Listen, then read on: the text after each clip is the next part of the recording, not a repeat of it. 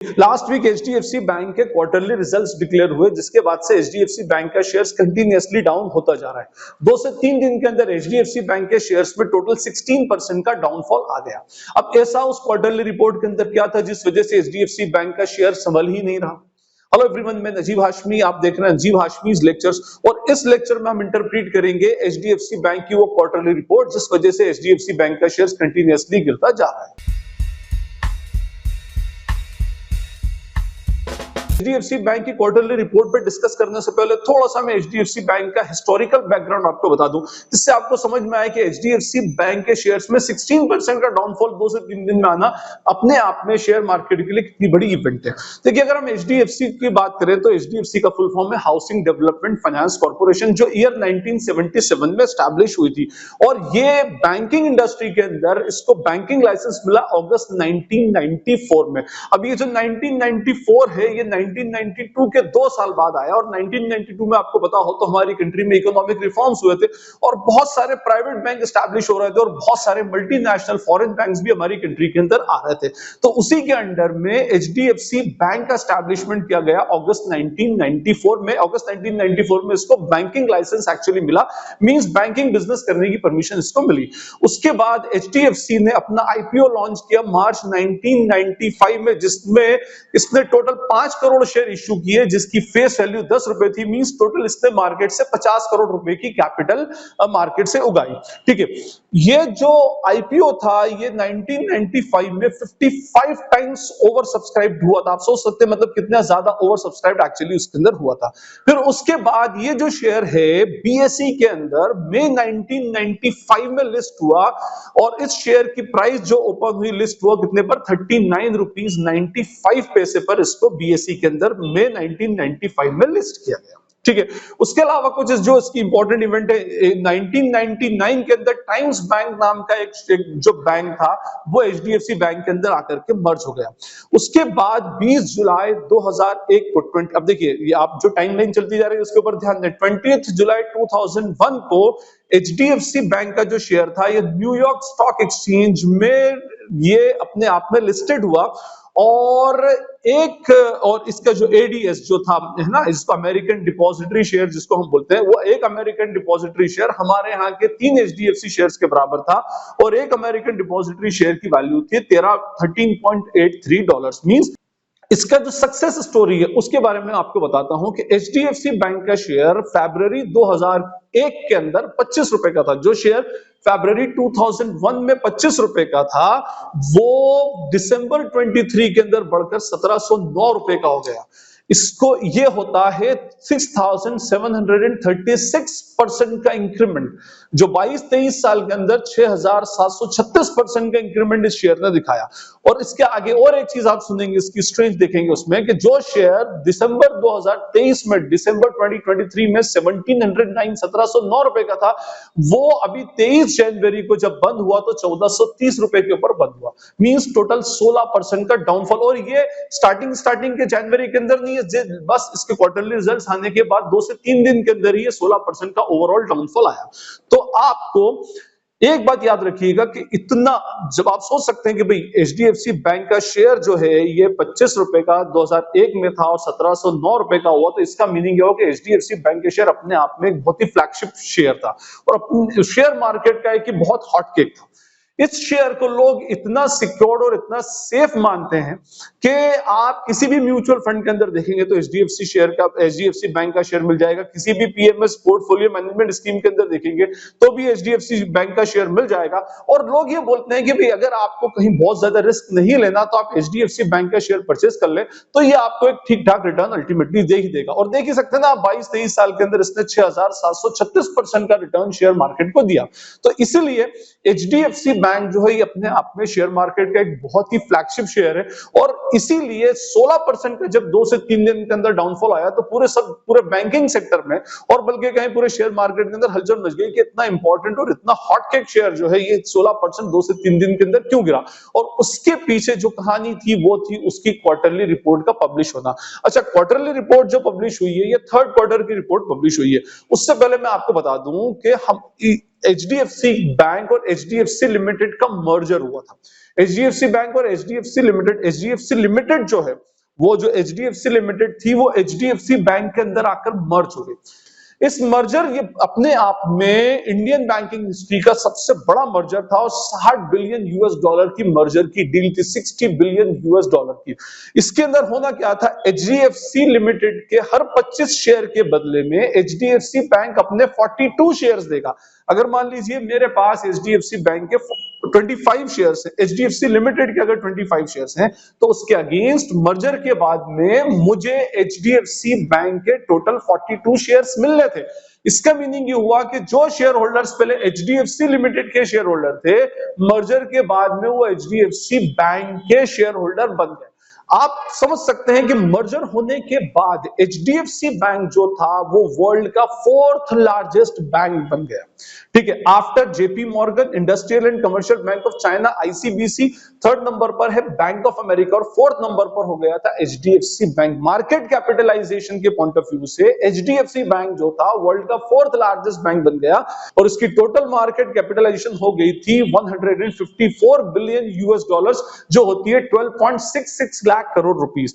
और इसका total business हो गया, टोटल बिजनेस 41 लाख करोड़ का हो गया, नेटवर्थ बन गई 4.4 लाख करोड़ रुपीस की। और इसका अब आप इसके अंदर समझिए कि भाई जैसे ही एचडीएफसी लिमिटेड एचडीएफसी बैंक के अंदर मर्ज हुआ तो एचडीएफसी बैंक के शेयर का निफ्टी 50 में 14% का वेटेज हो गया, जो सबसे हाईएस्ट वेटेज था। अब हम बात करेंगे कि एचडीएफसी बैंक के शेयर के अंदर डाउनफॉल क्यों आया और वो जो क्वार्टरली रिपोर्ट पब्लिश हुई उसके अंदर एक्चुअली क्या था। हम डिकोड करेंगे कि उस क्वार्टरली रिपोर्ट के अंदर ऐसा क्या है जिस वजह से एचडीएफसी बैंक का शेयर कंटिन्यूअसली डाउन हो रहा है। देखिए, सबसे पहला जो पॉइंट है उसके अंदर वो है नेट इंटरेस्ट मार्जिन का डाउन हो जाना। नेट इंटरेस्ट मार्जिन का शॉर्ट फॉर्म होता है निम। जो अभी Q3 की जो एचडीएफसी की रिपोर्ट आई है उसके अंदर उसका नेट इंटरेस्ट मार्जिन हो गया 3.4%, जो मार्केट ने 3.6 3.7 के अराउंड एक्सपेक्ट किया था। एक बात याद रखिएगा कि एचडीएफसी बैंक के शेयर की जो सक्सेस है और उसके बिजनेस मॉडल की जो सक्सेस है वो इसलिए है क्योंकि एचडीएफसी बैंक का रिकॉर्ड है कि लास्ट 20 इयर्स में on an average HDFC bank ने 4% का नेट इंटरेस्ट मार्जिन को मेंटेन किया है। अब सब पहले मैं आपको बताऊं कि नेट इंटरेस्ट मार्जिन का एक्चुअली मीनिंग क्या होता है। देखिए, कोई भी बैंक होगा तो बैंक का जो सबसे मेजर सोर्स ऑफ रेवेन्यू है वो इंटरेस्ट ही होता है। ठीक है, ये इंटरेस्ट उसको कहां से मिलता है, जो इसने लोन मार्केट के अंदर डिस्ट्रीब्यूट किया है। तो जो लोन ये मार्केट में देते हैं उस मार्केट के ऊपर जो इनको इंटरेस्ट मिलता है, ये इनका मेजर, हर कोई भी बैंक हो, हर बैंक का मेजर सोर्स ऑफ रेवेन्यू है। इन द सेम वे ये इंटरेस्ट जो अपने डिपॉजिटर्स को देते हैं, ये जो इंटरेस्ट पे करते हैं, ये इनका मेजर सोर्स ऑफ एक्सपेंस होता है। ठीक है, तो नेट इंटरेस्ट मार्जिन यहां पर वर्ड आया नेट। नेट का मतलब होता है, हम ये बोल सकते हैं कि जितना आपने इंटरेस्ट अर्न किया उसके अंदर से जितने आपके इंटरेस्ट का एक्सपेंस हुआ इसको माइनस कर दें। ठीक है, और उसको डिवाइड करें जो भी आपकी एवरेज अर्निंग एसेट है। तो बैंक की एवरेज अर्निंग एसेट क्या भाई, जो उसने कोई बाय चांस कोई पोर्टफोलियो उसने लगा के रखा है जो लोन मार्केट के अंदर दिया, इसकी एवरेज अर्निंग एसेट होती है और उसको परसेंटेज में निकालना है तो इनटू 100 करते हैं। जितना इंटरेस्ट अर्न किया माइनस जितना इंटरेस्ट एक्सपेंड किया। अच्छा, ये मॉनेटरी टर्म्स में होती है कि एक स्पेसिफिक क्वार्टर में कितना इंटरेस्ट अर्न किया, रुपीस के सेंस में, हम कंट्री की बात करें हमारे यहाँ की, और जितना उसने इंटरेस्ट का खर्चा किया मार्केट में मॉनेटरी टर्म्स में, उसको जो एवरेज अर्निंग एसेट है उससे डिवाइड करके इनटू 100 कर देंगे तो परसेंटेज के सेंस में जो वैल्यू आएगी that is our net interest margin. और याद रखिएगा कि बैंक्स की अर्निंग्स का नेट इंटरेस्ट मार्जिन अपने आप में बहुत ही इंपॉर्टेंट पैरामीटर होता है, जिससे बैंक की फाइनेंशियल हेल्थ हमको मालूम पड़ती है कि बैंक की अर्निंग कैपेसिटी एक्चुअली क्या है। तो मैं आपको ये बता रहा था कि एचडीएफसी बैंक अपने आप में इतना कैपेबल बैंक था कि पिछले 20 साल में एचडीएफसी बैंक ने अपने निम को, नेट इंटरेस्ट मार्जिन को 4% और उसके आसपास, ऑन एन एवरेज 4% के आसपास क्या किया था, इसको मैनेज करके चले थे। लेकिन पिछले क्वार्टर में जो क्वार्टरली रिपोर्ट आई उसके अंदर ये नेट इंटरेस्ट मार्जिन गिर करके 3.4% हो गया। हाँ, ये गिरना तो था, इंडस्ट्री ने इसको एक्सपेक्ट भी किया था कि थोड़ा बहुत नीचे आएगा, क्योंकि इसके अलावा जो दूसरे प्राइवेट बैंक्स हैं, जैसे हम आईसीआईसीआई बैंक की बात करें, एक्सिस बैंक की बात करें, तो सबका नेट इंटरेस्ट मार्जिन अपने आप में कुछ कम हो रहा है। तो एचडीएफसी बैंक के अंदर भी नेट इंटरेस्ट मार्जिन अपने आप में कम हुआ। अच्छा, नेट इंटरेस्ट मार्जिन कम होने के पीछे रीजन क्या था, जो मैंने अभी थोड़ी देर पहले आपको बताया कि एचडीएफसी बैंक के अंदर एचडीएफसी लिमिटेड का मर्जर होना। अब जब एचडीएफसी बैंक एचडीएफसी लिमिटेड के अंदर मर्ज हुई, तो देखिए पहले दोनों का वर्किंग मॉडल आप समझिए। एचडीएफसी बैंक जो है ये प्योरली बैंकिंग कंपनी है और बैंक की एक्टिविटीज फंक्शंस को परफॉर्म करती है, लोगों से डिपॉजिट्स लेती है और लोगों को लोन देती है, ठीक है। अब ये जो डिपॉजिट लिए जाते हैं, तो ये डिपॉजिट करंट अकाउंट के होते हैं, सेविंग्स अकाउंट के होते हैं, उसके अलावा फिक्स डिपॉजिट होते हैं और रिकरिंग डिपॉजिट्स होते हैं, जैसे हमारे नॉर्मली बैंक के अंदर डिपॉजिट्स चलते हैं, ठीक है। और फिर ये क्या करते हैं, लोगों को लोन देते हैं। अब ये लोन किस टाइप के होंगे, लोन टू व्हीलर का लोन भी होगा, लोन पर्सनल लोन भी होगा, क्रेडिट कार्ड के फॉर्म में भी होगा, हाउसिंग लोन भी होगा, एजुकेशन लोन भी होगा, किसी भी टाइप के लोन एक्चुअली हो सकते हैं। तो HDFC bank normal banking activity perform करता है। और एचडीएफसी लिमिटेड जो है, जो इसके अंदर मर्ज हुआ अभी जुलाई 2023 के अंदर, ये जो डिपॉजिट्स लेता है करंट अकाउंट सेविंग अकाउंट के फॉर्म में डिपॉजिट्स नहीं लेता, ये सिर्फ डिपॉजिट लेता है किस फॉर्म में, फिक्स डिपॉजिट के फॉर्म में डिपॉजिट लेता है। और लॉन्ग टर्म लोन जो हाउसिंग डेवलपमेंट के लिए होते हैं, वो लोन मार्केट के अंदर अल्टीमेटली डिस्ट्रीब्यूट करता है। अब हुआ क्या कि ये जो एफडी इसके पास, अच्छा एक बात और, जो डिपॉजिट ले रहे हैं, चाहे वो करंट अकाउंट के फॉर्म में ले रहे हो, सेविंग अकाउंट के फॉर्म में ले रहे हो, फिक्स डिपॉजिट के फॉर्म में ले रहे हो, ये बैंक्स के लिए क्या होती है, लायबिलिटीज होती हैं, क्योंकि ये डिपॉजिटर का पैसा है और बैंक को उनको लौटाना है, ठीक है, फाइन। इसी तरह से अगर एचडीएफसी लिमिटेड ने भी एफडी के फॉर्म में पैसा लिया है, तो ये भी डिपॉजिटर का पैसा है, लेकिन ये लॉन्ग टर्म के लिए होता है। करंट अकाउंट सेविंग अकाउंट जो होता है, ये शॉर्ट टर्म के लिए होता है, ठीक है। अब जैसे ही जुलाई के अंदर दोनों कंपनीज का मर्जर हुआ, means HDFC limited HDFC bank के अंदर मर्ज हो गई, तो एचडीएफसी लिमिटेड की सारी एसेट्स और लायबिलिटीज जो थी, वो एचडीएफसी बैंक की बन गई। तो जो उसका कासा, ठीक है, CASA current account saving account का जो रेशियो होता है, जो 8% था, क्यों, क्योंकि पहले एचडीएफसी बैंक का था, इसी और इसका जैसे ही ये मर्ज हुई, तो इसके एफडी जो थी वो भी इसकी एफडी हो गई, मींस मतलब जो इसके डिपॉजिट्स थे, वो जो इसकी एसेट थी वो इसकी एसेट बन गई, जो इसकी लायबिलिटीज थी वो इसकी लायबिलिटीज बन गई। अब हुआ क्या कि जो अच्छा, इसके भी कुछ करंट अकाउंट सेविंग अकाउंट के अलावा और भी एफडी और दूसरी लायबिलिटीज होंगी, लेकिन वो अपने आप में कम थी।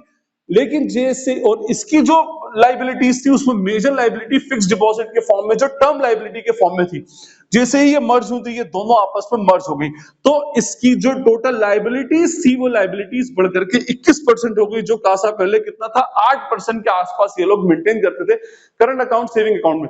क्यों, क्योंकि ये लायबिलिटी कासा के अंदर जाकर के मर्ज नहीं हुई, क्योंकि फिक्स डिपॉजिट जो थी वो करंट अकाउंट सेविंग अकाउंट का पार्ट नहीं होता, तो इसकी टोटल लायबिलिटी, मतलब जो कासा 8% था, उसको बढ़कर के टोटल लायबिलिटी ओवरऑल 21% हो गई। और इस वजह से एचडीएफसी बैंक, क्योंकि अब उसको इंटरेस्ट ज्यादा डिस्ट्रीब्यूट करना पड़ रहा है, एफडी के ऊपर हमें सबको पता है कि इंटरेस्ट का एक्सपेंस कंपैरेटिवली ज्यादा होता है। दूसरी बात, अभी हमारे यहाँ पर रेपो रेट जो है, वो रेपो रेट बहुत हाई है, रेट ऑफ इंटरेस्ट बहुत हाई है, तो इस वजह से एचडीएफसी बैंक को भी इंटरेस्ट ज्यादा पे करना पड़ रहा है। तो उस वजह से जो इसका नेट इंटरेस्ट मार्जिन है, वो नेट इंटरेस्ट मार्जिन घट करके 3.4% पर आ गया। और जैसे ही ये खबर मार्केट के अंदर आई कि एचडीएफसी बैंक का निम जो है वो 3.4% पर आ गया और उसकी लायबिलिटीज बढ़ गई हैं, तो मार्केट का सेंटीमेंट उस शेयर के अगेंस्ट नेगेटिव हो गया। और जब किसी शेयर के अगेंस्ट मार्केट का सेंटीमेंट नेगेटिव हो जाता है, तो नेचुरली वो शेयर के अंदर डाउनफॉल आना स्टार्ट हो जाता है। और वो शेयर जो अपने आप में बहुत हॉट केक और फ्लैगशिप शेयर माना जाता था, और जिसके अंदर डाउनफॉल के ऐसे चांसेस इतना मेजर क्रैश नहीं होता था, उस शेयर के अंदर 3 से 4 दिन के अंदर 16% का डाउनफॉल आ गया। और मैंने आपको बताया 16% के डाउनफॉल आने के पीछे सबसे बड़ा रीजन उसका नेट इंटरेस्ट मार्जिन का घट जाना, क्योंकि नेट इंटरेस्ट मार्जिन ही अल्टीमेटली क्या करता है, किसी भी बैंक की अर्निंग कैपेसिटी को अल्टीमेटली बताता है।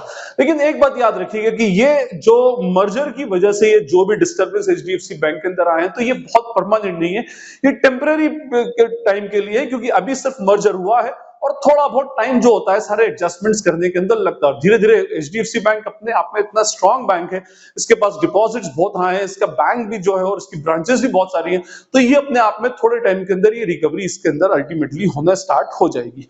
तो आई होप अब आपको एचडीएफसी बैंक के शेयर्स में आने वाले डाउनफॉल का रीजन समझ में आ गया होगा, उसकी हिस्ट्री आपको समझ में आ गई होगी और समझ में आ गया होगा कि एचडीएफसी बैंक का शेयर मार्केट के लिए इतना इंपॉर्टेंट क्यों है और क्यों इन्वेस्टर्स के लिए इंपॉर्टेंट है। आपको पता होना चाहिए कि इसके अंदर टोटल टोटल इंडिया के 30 लाख रिटेल इन्वेस्टर्स का पैसा इसके अंदर इन्वेस्टेड है, कहीं ना कहीं से घूम फिर कर, चाहे वो म्यूचुअल फंड के फॉर्म में हो, चाहे पीएमएस के फॉर्म में हो, या फिर चाहे रिटेल शेयर्स के फॉर्म में हो। अब आप सोच सकते हैं कि 30 लाख रिटेल इन्वेस्टर्स का पैसा उसके अंदर इन्वेस्टेड है, तो ये शेयर अपने आप में कितना इंपॉर्टेंट शेयर होगा। तो आई होप आपको अब ये पॉइंट क्लियर होगा। इसी तरह के वीडियोस देखने के लिए आप मुझे कमेंट सेक्शन के अंदर लिख सकते हैं कि अभी आपको कोई भी स्पेसिफिक टॉपिक के ऊपर वीडियो देखना हो, और अगर ये वीडियो आपको यूजफुल लगता है तो अपने फ्रेंड्स के साथ शेयर करें, वीडियो को लाइक करें और चैनल को सब्सक्राइब जरूर करें। This is Najeeb Hashmi signing off from Najeeb Hashmi's lectures. Thank you.